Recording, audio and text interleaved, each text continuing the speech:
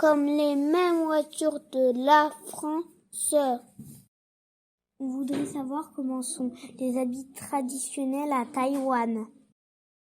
Est-ce que les maisons à Taïwan sont grandes? À quoi ressemble ta maison?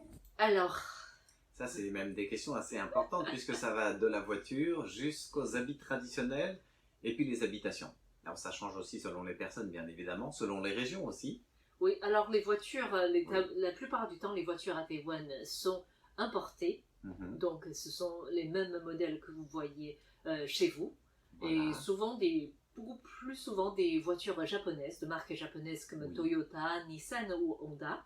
Voilà, ce sont des voitures qu'on voit le plus souvent, en plus grand nombre. Hein, oui, parce que le Japon n'est pas très très loin de Taïwan. Et il y a des fabrications locales pour aussi. Les marques japonaises en fait. Donc ça explique la raison.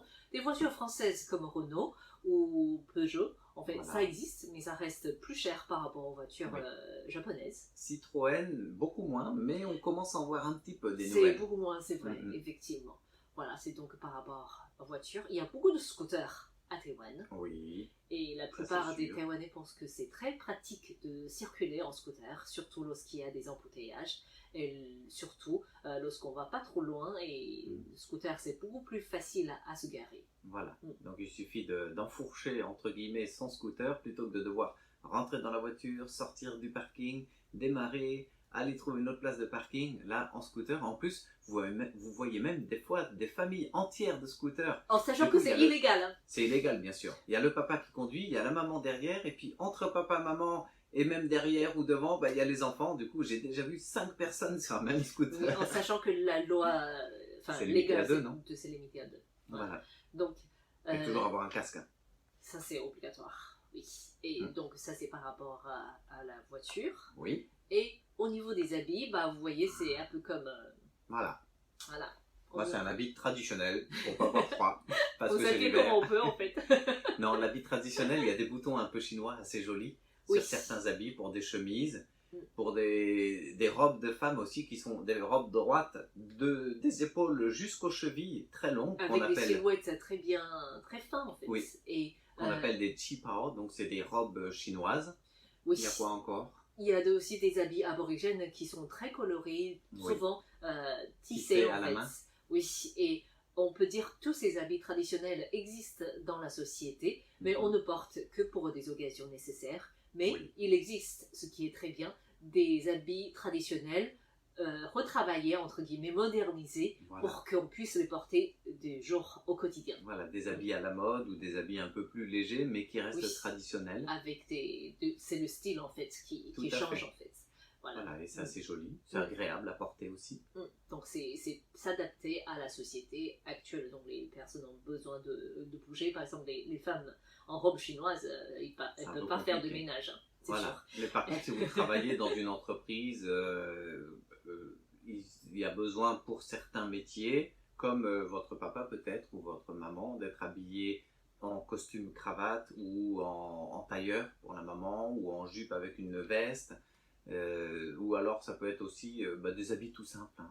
Les écoliers à l'école, vous voyez, on parlait des habits traditionnels, ça permet de dire qu'il y a un uniforme à l'école à Taïwan pour les élèves. De moins en moins imposé. Oui, de moins en moins imposé. Souvent c'est des habits de sport uniformes. Voilà. Mais il y a des jours qu'on doit tous s'habiller en uniforme, c'est sûr. Et puis chaque classe choisit son propre t-shirt. Donc chaque année, la classe va dessiner son propre t-shirt à partir des années un peu plus grandes, pas en CP à l'âge où vous êtes, mais un petit peu plus grand, vers le CM2. Oui, voilà. C'est sûr. Ça fait un petit souvenir aussi. Et ensuite, par rapport aux habitations, ici nous sommes en ville en fait, à Taipei, dans le nouveau Taipei, et la plupart du temps, lorsqu'il s'agit des habitations en ville, c'est souvent des appartements. Oui. On a très peu de maisons de plein pied. C'est des immeubles assez modernes quand même, assez neufs. Ça peut être des immeubles assez anciens, aussi. Même trop anciens. Des fois, on a encore des immeubles sans ascenseur de 4 ou 5 étages, de 40 ou 50 ans. Ça existe aussi dans certains quartiers à Taipei, même si c'est en train d'être renouvelé. Mais la plupart du temps, pour des personnes en ville, c'est des appartements. Oui. Alors, il peut y avoir une petite cour ou un petit jardin lié à la propriété dans cet appartement. Et si vous êtes dans des campagnes ou dans des lieux où il y a plus de terrain, donc plus d'espace et moins d'habitation, là vous pouvez avoir des jolies petites maisons construites en briques, avec des toits en tuiles. Voilà, souvent pas très très hautes, il n'y a pas d'étage. Et puis des fois c'est construite en forme de U avec 3 bâtiments. Ça c'est pour une habitation traditionnelle ancienne. Ça, c'est on en voit moins. Ça, c'est un style du sud de la Chine. Oui. Donc, c'est en forme de U, comme tu dis. Et souvent, l'entrée, c'est l'aile horizontale, on pourrait dire. C'est réservé à l'hôtel de la famille. Donc, où on peut se recueillir pour faire des offrandes aux ancêtres, par exemple. Voilà. Et on habite dans les 2 petites antennes à droite et à gauche, avec une grande cour intérieure. Il y a aussi des maisons qu'on appelle Hakka. Alors, Hakka, c'est une ethnie, un groupe de population qui est présent à Taïwan, mais qui est aussi présent en Chine. Et eux, leurs maisons traditionnelles, elles sont toutes rondes. Voilà. Alors, je ne sais pas par où on rentre ou par où on sort, mais c'est tout rond. Ça, très très peu à Taïwan, des maisons circulaires, mais ça quasiment reste, pas. Oui. Voilà, à Taïwan, on les voit très très peu. Oui, peut-être en musée. Les habitations aborigènes d'aujourd'hui sont beaucoup moins traditionnelles qu'avant. Ce qui changeait, c'était des matériaux surtout. Donc, c'était des petites maisons plus basses, et avec les toits étaient en ardoise, voilà. Et puis les murs soit en pierre mélangés avec des bois, de la terre, du bambou. C'est des matériaux naturels. Très naturels. Voilà, donc nous avons répondu à vos questions. Déjà. Merci d'être intéressé à Taïwan, et j'espère qu'on a répondu à vos attentes. Et si vous avez d'autres questions, n'hésitez pas à nous les communiquer, à nous le faire savoir. Ça nous fait plaisir de vous répondre.